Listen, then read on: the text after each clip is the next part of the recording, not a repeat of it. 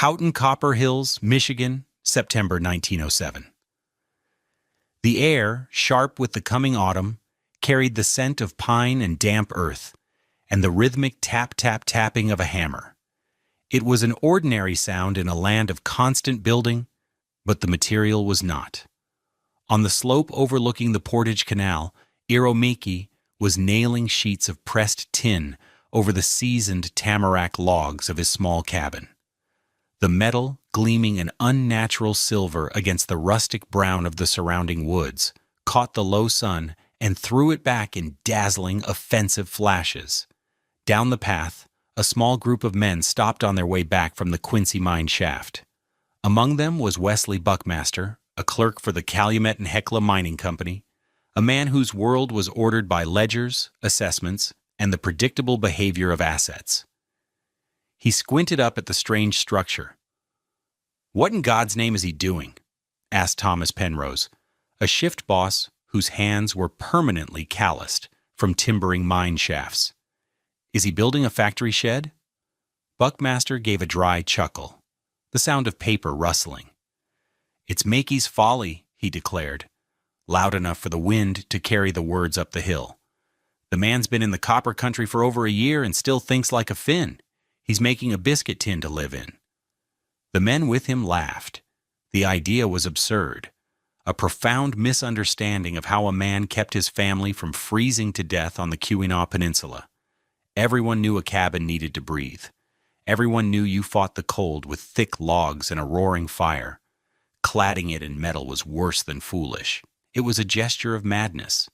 What did this quiet Finnish tin clatter from Karelia understand about moisture, air, and the brutal physics of a Keweenaw winter that the experienced, practical men of the copper country had so completely missed?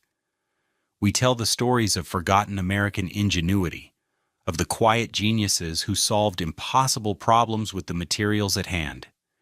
If you believe these lessons in practical wisdom deserve to be remembered, take a moment to subscribe to our channel and ring the notification bell. I promise that by the end of this story, you will understand precisely how a simple metal skin can multiply the power of insulation, and why the driest coat is always the warmest one. Have you ever seen an old building with a strange, brilliant feature that made you wonder about its story? Tell us about it in the comments below. Iromaki was not a logger, not a farmer, and certainly not a miner. He was a Peletus man, a tin cladder from the Karelian Isthmus, a land of 1,000 lakes wedged between Finland and Russia.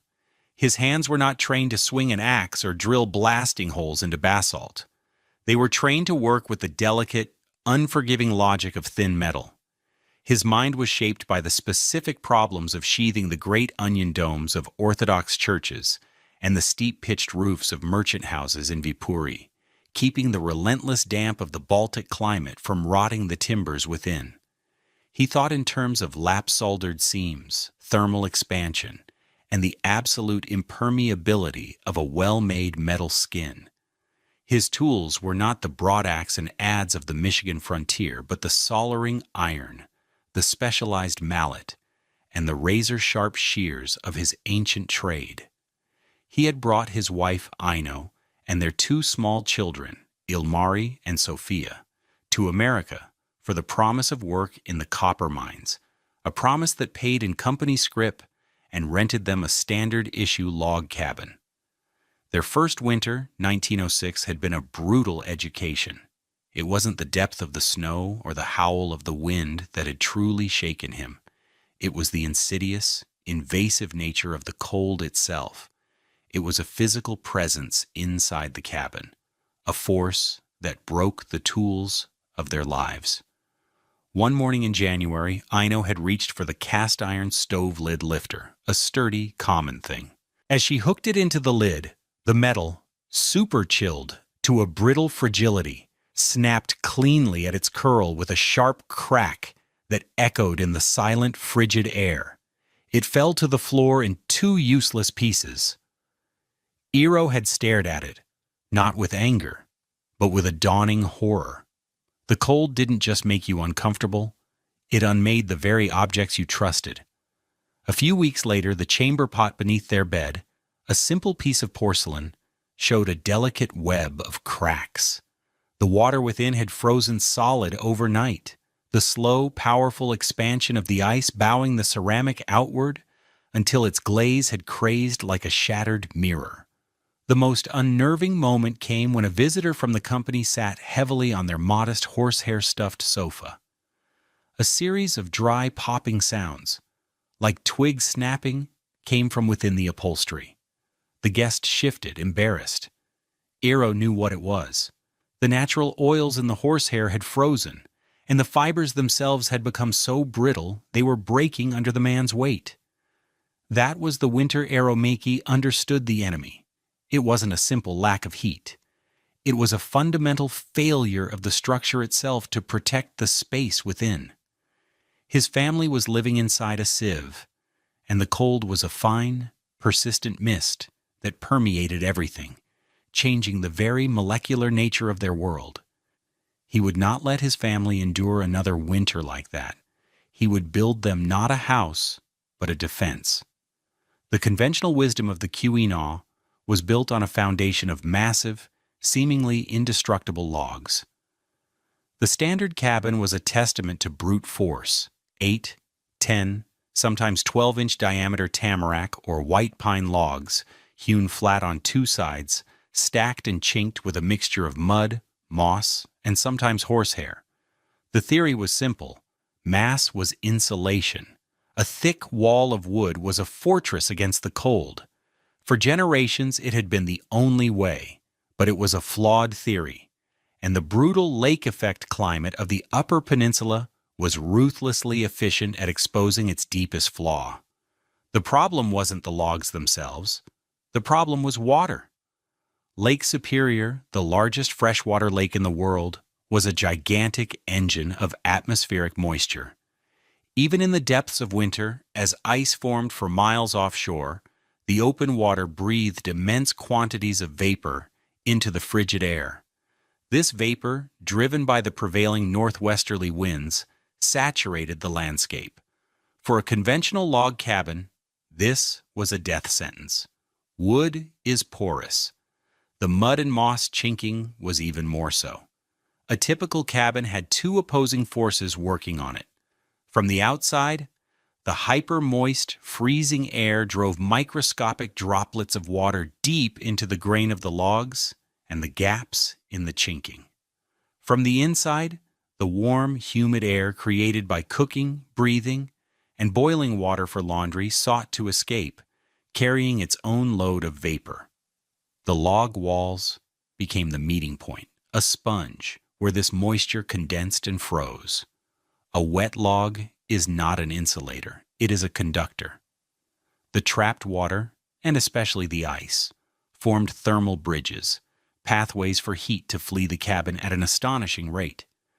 The R value of a dry 8-inch pine log might be a respectable R7 or R8, but a log saturated with ice?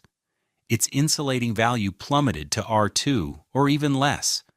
The families living inside these cabins were fighting a losing battle. They burned cord after cord of birch and maple, turning their cast-iron stoves cherry red, only to feel drafts of Arctic air slicing in from the walls. The Penrose family, in their handsome, well-built cabin a quarter-mile away, spent most of their scrip on wood. Their windows were opaque, with a half-inch of interior frost from November to March. The air inside always felt damp, carrying the faint, musty smell of perpetually wet wool and slow decay. The problem, Eero knew, wasn't that their walls were too thin. The problem was that their walls were wet. Aeromaki began his project in late August as soon as he had saved enough from his wages at the mine. He did not tear down his cabin. He would instead give it a new skin. His methods were alien to his neighbors, who watched his progress with a mixture of pity and scorn. First, he went to the lumber mill and purchased coal boards, thin, cheap beadboard panels that were warped or stained, unfit for interior finishing. These he nailed directly to the exterior of the logs, creating a semi-smooth surface and a small, inconsistent air gap. This was merely the substrate, the canvas for his real work. Next, while Ino watched the children, he spent days in the swamps and bogs south of Houghton, harvesting sphagnum moss. He didn't use it wet, as was common for chinking. Instead, he spread the mounds of green and brown fiber on tarps in the sun, turning it daily like a farmer turning hay. For 2 weeks it cured, losing its water weight until it was a fraction of its original bulk, a vast, fluffy, incredibly light pile of dry cellulose. It was an airy, springy material, and Eero knew from his homeland that its insulating power, when dry, was phenomenal. He constructed a temporary frame of wood lath over the beadboard, creating a consistent 3-inch cavity. Into this space, he painstakingly packed the cured sphagnum, tamping it down until it formed a uniform, lightweight bat of insulation around the entire cabin. The children, Ilmari and Sophia, played in the leftover piles, burying themselves in the soft, earthy-smelling moss. Then came the layer that caused the most confusion. He purchased rolls of heavy, black-tarred building paper. This he stretched over the moss-filled framework, overlapping each seam by a good 6 inches and tacking it down tightly. To his neighbors, it looked as if he were wrapping his home like a poorly stored piece of furniture. Wesley Buckmaster, making a note in his assessment ledger, described it as an application of tar paper, purpose unknown, value negligible. Finally, the tin. He had ordered it specially from a supplier in Duluth, dozens of sheets of 28-gauge pressed tin, with a simple standing seam pattern. This was the material of his trade, and now his hands moved with an old, ingrained confidence. Starting from the bottom, he hung the first course of sheets. The crucial detail was not in the nailing, but in the seams. At every vertical join, where one panel met the next, he didn't just overlap the metal. He carefully folded the 2 edges together into a standing seam, malleting it gently into a tight, interlocking fold. Then, using a charcoal-fired soldering pot and a heavy copper iron, he flowed a bead of molten solder down the entire length of the seam, sealing it into a single, continuous, waterproof barrier. Where he had to drive a nail to fix the panel to the lath beneath, he used a nail with a lead washer, and after driving it home, he applied a dab of hot solder over the nail head itself, encasing it completely. This was the part that drew the most pointed criticism. Wesley Buckmaster stopped by one afternoon, his professional curiosity overriding his disdain. He ran a gloved finger along a freshly soldered seam. "You're wasting your time with that, Mackie," he said, his tone that of a man stating an incontrovertible fact. "And your money. Every one of those nail holes is a point of failure. That tin will rust through at every single one inside 2 winters. The water will get behind it, and the whole mess will rot off the logs. You'll be sleeping under leaking iron." Eero paused, wiping sweat from his brow with the back of his wrist. He looked at the gleaming, sealed seam, then at the tax clerk. "The solder holds," he said quietly, his English still thick with the rhythms of his native Suomi. He picked up his hammer and returned to his work. The tap-tap-tapping resumed, a steady, unhurried declaration of faith in his craft. That evening, Ino stood with him, looking at the half-finished wall. The cabin no longer looked like a home. It looked like a strange metal box dropped into the forest. "It looks like a biscuit tin, Eero," she said, her voice holding a note of gentle worry. He turned to her and smiled, a rare, full smile that crinkled the corners of his eyes. "It will be a warm tin," he promised. To understand the genius of what Eero Makey was doing, you have to understand the 3 ways heat moves: conduction, convection, and radiation. A conventional log cabin in the Keweenaw failed on all 3 fronts. Conduction is heat transfer through direct contact. When the logs of a cabin became saturated with ice, they became an excellent conductor.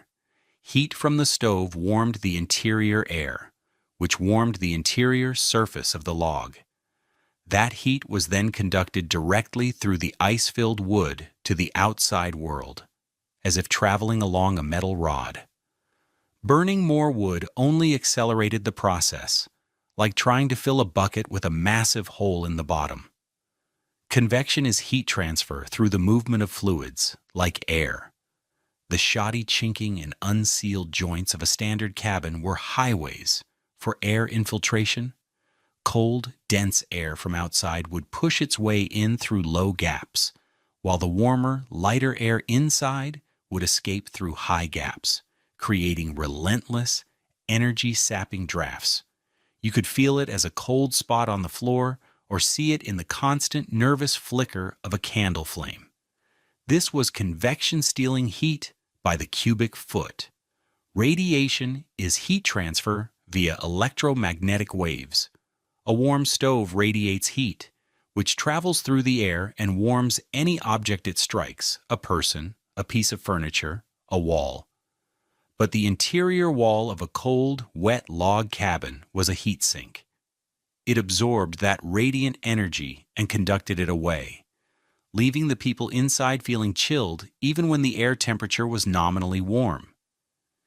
Iromaki's system was a systematic attack on all three failure modes, but its primary brilliance lay in its control of the vapor that enabled the catastrophic conduction.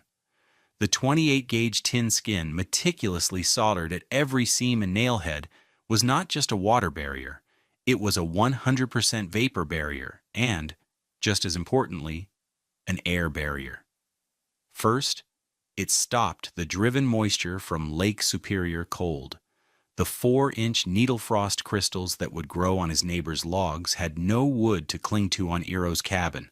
They simply coated the inert metal, unable to penetrate. Second, the perfectly sealed seams, a detail no local builder would have even considered, eliminated all air infiltration. Convection was stopped dead. The air inside the Maki cabin would be still. This created the crucial condition for his insulation to work. It stayed perfectly, profoundly dry. The 3-inch bat of cured sphagnum moss was the heart of the system. Moss, like fiberglass or wool, works by trapping millions of tiny pockets of air. Air is a terrible conductor of heat, which makes it an excellent insulator. Dry sphagnum moss has an insulating value, or R value, of approximately R3 per inch. With his 3-inch bat, Eero had created an R9 blanket around his home. Now do the math. The original tamarack logs offered about R7 of insulation. The dry sphagnum bat added R9. The beadboard, tar paper, and the small air gaps they created might add another R0.5. Iromaki's wall system had a total R value of R16.5. A conventional waterlogged cabin nearby, by contrast, had logs whose R value had crashed to R2, with chinking that was even worse. Add in the massive heat loss from convective drafts, and its effective R value was likely in the single digits. Eero's cabin wasn't just a little better, it was in a different thermal universe. The tin's R value was itself negligible. Metal is a conductor after all. But its role wasn't to insulate. Its role was to be a perfect seal, a metal raincoat that allowed the real insulation, the humble, dry moss, to do its job. It was a principle learned in the damp climate of Karelia, now deployed with devastating effect against the brutal cold of Lake Superior. That winter, the lake did not hold back. It came not as a single storm, but as a 9-day siege. A low-pressure system stalled over the warmer waters of central Lake Superior, pulling up colossal amounts of moisture and dumping it on the Keweenaw Peninsula as relentless, fine-grained snow. The temperature plummeted to a sustained 24 degrees and held there, day after agonizing day. The wind never stopped, sculpting the 14 feet of accumulated snow into monstrous alien drifts. But the most spectacular feature of the storm was the frost. The air was so saturated with super-chilled water vapor that it crystallized on contact with any surface. Trees, fences, and cabins were coated in a thick, feathery crust of 4-inch needle frost crystals, turning the entire landscape into a bizarre, glittering white jungle. On the windward side of the Penrose cabin, the frost grew so thick it obscured the shape of the logs, a clear, visual indicator of the massive amount of moisture being driven into the wood. Inside their home, life had been reduced to a grim circle of survival around the stove. Thomas Penrose and his eldest son were constantly hauling wood, their entire winter supply vanishing at a terrifying rate. His wife, Mary, had hung blankets over the doorways to the bedrooms, but the cold still poured in. They ate in their coats and slept under every blanket they owned, yet they could never get warm. The walls were covered in a solid, opaque sheet of ice. A quarter-mile away, inside the metal-skinned cabin, the world was different. The only sign of the storm was the muffled howl of the wind and the snow piling up past the windowsills. Inside, a small, gentle fire of birch logs glowed in the stove, consuming wood at less than a third the rate of their neighbors. The air was still. There were no drafts. The interior walls were cool to the touch, but completely dry. There was no frost, not even on the nail heads. The quietest proof of their comfort was the mundane domesticity that the cold had not managed to halt. The children, Ilmari and Sophia, played on a rag rug on the floor in their woolen trousers and shirts, not their heavy coats, and on the small kitchen table, Aino worked, her hands dusted with flour. She was rolling out a sheet of cardamom spice dough for pulla, the sweet bread of her homeland. The warmth was so stable, the air so dry and still, that the yeast had risen perfectly. The scent of baking bread and cardamom filled the small, warm space, a smell of impossible normalcy in the heart of the great siege. The cold was raging outside, coating the world in ice, but inside Aromake's warm tin box, his family was simply living. On the 7th day of the storm, Wesley Buckmaster and a senior company man, an assessor from Marquette named Mr. Davies, were attempting to cross a cut-over section of land on snowshoes. They were tasked with tallying timber assets before the end of the fiscal year, a job the company pursued regardless of weather. The cold was vicious, a physical entity that seemed to suck the heat directly from their bones. Their beards were frozen solid, and their gloved hands were numb. The most immediate problem, however, was bureaucratic. The ink in the well Davies carried in his satchel had frozen solid. They could not make their marks. They were miles from the nearest company office. But through the swirling snow, they saw a thin, steady plume of smoke rising from a chimney. It was Maki's cabin. Buckmaster hesitated. He had been the most vocal critic of the Finn's strange project. Seeking shelter there felt like an admission of defeat. But Davies was a practical man. "Any port in a storm, Wesley," he said, his voice tight with cold. "Let's see if the fool's tin can has any heat." They trudged up the slope, their snowshoes sinking deep, and knocked on the door. Eero opened it.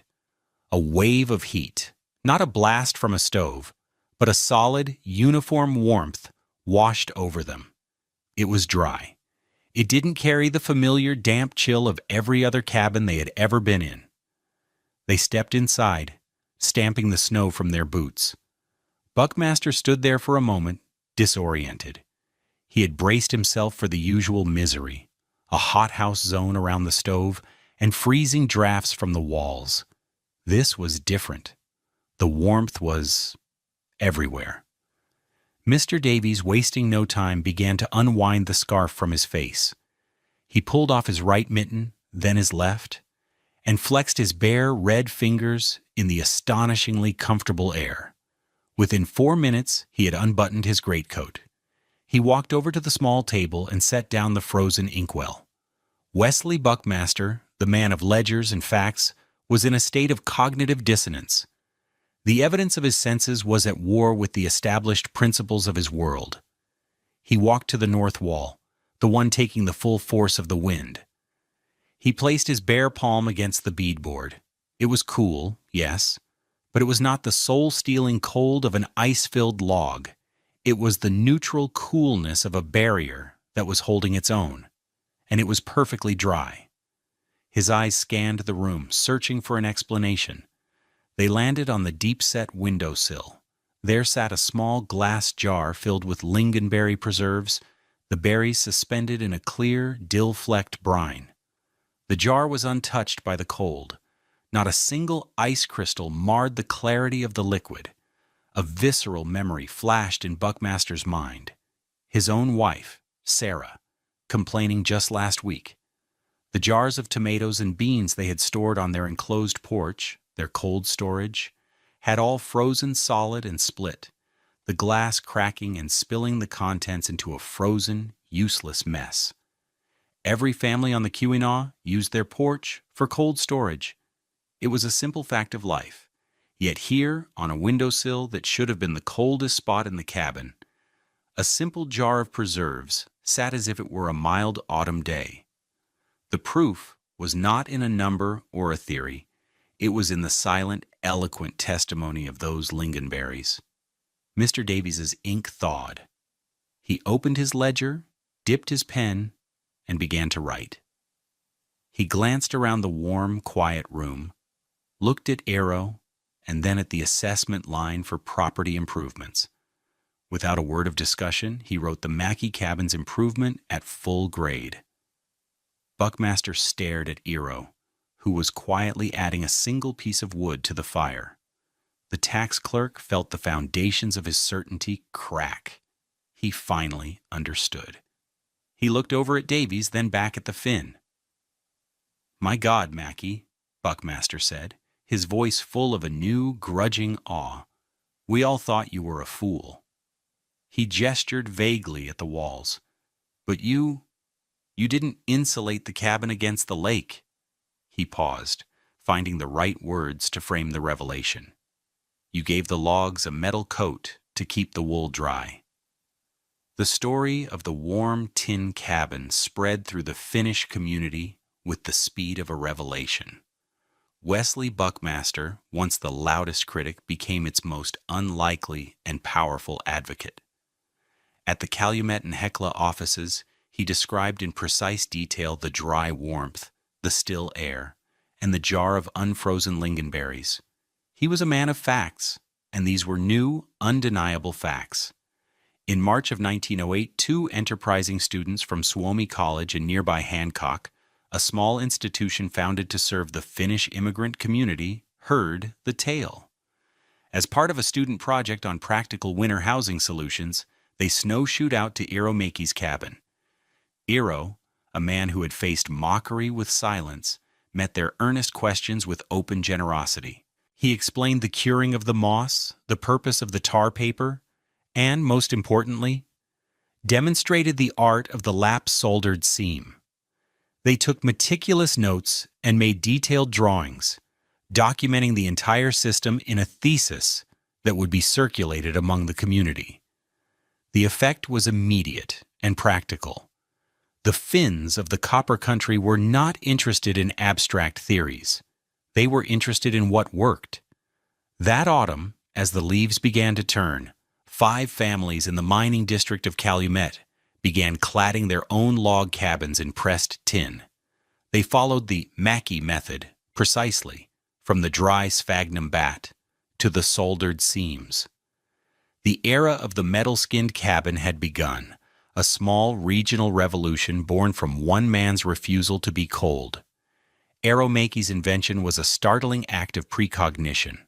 Working with only the materials at hand and the knowledge of his old-world trade, he had created a system that building science would not formalize for another half-century.